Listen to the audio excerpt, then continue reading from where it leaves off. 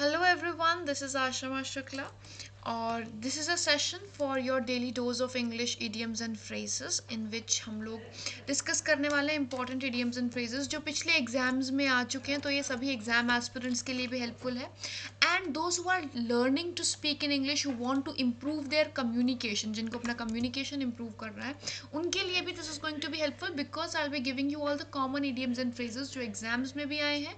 साथ ही साथ you can learn to phrase sentences with them.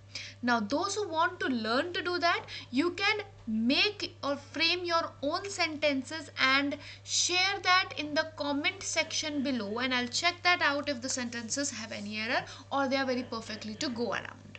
So don't forget to use those phrases because English में जितना ज़्यादा आप use करेंगे उतना ज़्यादा it's going to be helpful and beneficial to you. Starting on the today's dose, the first one is turncoat.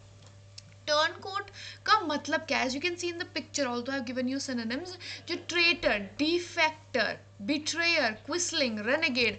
Turncoat मतलब जो अपनी बात से पलट रहा है, right? But in what sense are we talking in that? किस sense में हम लोग बात कर रहे हैं?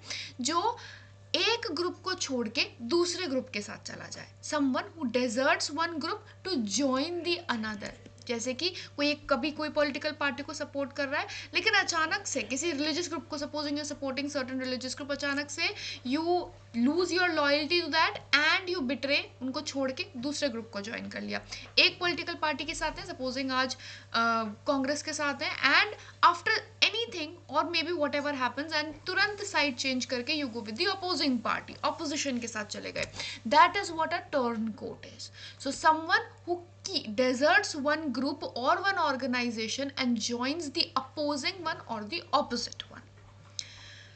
Next, say your piece. दूसरा वर्ड है आज का, say your piece. Now this is PIECE. ये हमेशा पीस होता है, PEACE, पीस वाला पीस नहीं. PEACE जो यहाँ पे दिख रहा है वो कौन सा होता है? वो होता है शांति, राइट? ये वाला पीस है यानी अपना टुकड़ा. पीस का मतलब होता है टुकड़ा. तो से और पीस यानी अपना टुकड़ा या अपना बात बोलना, ठीक? इसमें क्या हम सुनने की कुछ बात कर रहे हैं? नहीं. We are not talking anything about listening anything. Talkative manner में बोलना नहीं. हम क्या बोल रहे हैं कि अपना टुकड़ा, जो आपकी साइड है, आपका हिस्सा है, वो बोलिए. तो इट इज़ बेसिकली आपका जो ओपिनियन है. पीस का मतलब क्या हो? आपका ओपिनियन है किसी चीज़ को लेकर के और जब आप उसको एक्सप्रेस कर रहे हो, दैट इज से और पीस. अपना टुकड़ा, अपना ओपिनियन, अपनी बात सामने रख देना, ठीक? आर्ग्यूमेंट बनाने की बात नहीं हो रही है यहाँ पे, सिर्फ अपने ओपिनियन कहने की बात हो रही है. As there is a very famous saying, say your piece or forever hold your peace. यानी कि अब या तो अपनी बात, अपनी जो भी आपका ओपिनियन है, जो भी आपकी राय है, वो सामने रख दो, या फिर अपने पास ही रख के अपना शांति वहीं पे होल्ड करके रखो, right? Don't destroy after that. किसी को कोई ब्लेम गेम ना करे. So this is a very good saying. You can remember this as well. ये कई बार you can use it and you find it in exams as well. Then we have top notch. Top notch का यहाँ पे synonym already यहाँ पे दिखा हुआ है, जैसे first class, first rate, excellent, यानी कि best. top notch का मतलब क्या हुआ? In a sense we are talking about the best, right? क्या हम इधर किसी ट्री या बिल्डिंग के टॉप की बात कर रहे हैं? नहीं. हम लोग इन एनी केस किसी भी चीज़ में टॉप की बात कर रहे हैं, बेस्ट की बात कर रहे हैं. तो क्या हम किसी पर्सन या ऑर्गेनाइजेशन की बात कर रहे हैं कि ये ऑर्गेनाइजेशन बेस्ट लेता है? No, they take top notch people. अगर इस सेंटेंस में बोलेंगे, ये मतलब है अगर हमारा, तो हम क्या कहेंगे? We will be saying that XYZ organization only employs the top notch people in their field.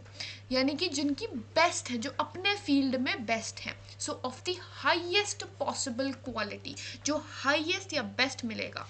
You are employing the top notch people in their games. You are selecting, team selection में top notch players are taken. That is where you can use it. Then next word for today is under the table. Under the table आप लोगों ने कई बार सुना भी होगा, हिंदी में भी सुना होगा. You might have heard it a lot of times. Giving it under the table यानी कि किसी एक फ्रेज है जिसका मतलब है कि किसी को बिना दिखे, बिना किसी ट्रैक रिकॉर्ड के, राइट, टेबल के नीचे देना यानी ब्राइब देना. In short we talk it, जब हमें ये फ्रेज नहीं यूज करना bribe, but we want to say something which is associated with that, तो हम यूज करते हैं अंडर द टेबल.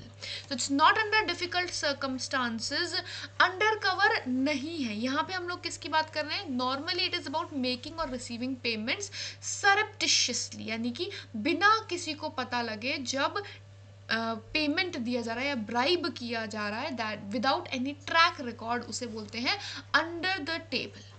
ठीक, अगर हमें अंडर कवर की बात करनी है, वर्किंग अंडर कवर के लिए हम नॉर्मली इस फ्रेज को यूज करते बोलते हैं that the person has been sent to complete the work under the table, यानी बिना किसी ट्रैक रिकॉर्ड के उसको उस काम करने के लिए भेजा गया है.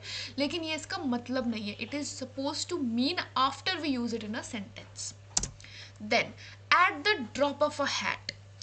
ड्रॉप ऑफ अ हैट कैसी होती है? जब आप किसी टोपी को नीचे गिरा रहे हो, what is that? It is like एकदम से गिर गई, right. It doesn't give you any difficulty, ये आपको कोई डिफिकल्टी नहीं दे रहा है, और आपने बिना कुछ सोचे से हैट पहनी हुई एकदम से गिर गई. Eight a drop of a hat यानी तुरंत हो जाना, कोई चीज़ जल्दी से हो जाना.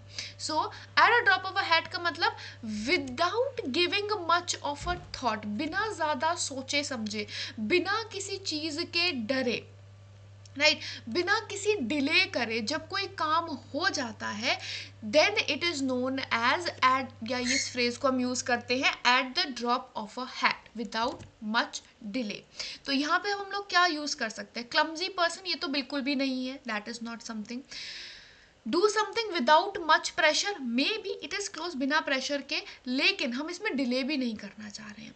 Happy and easy going man can be, कि happy and easy going man, but that is not a definition. ये एक क्वालिटी है, happy and easy going man की क्वालिटी है कि वो कोई काम at the drop of a hat कर सकता है. इसीलिए ये ऑप्शन सही नहीं है.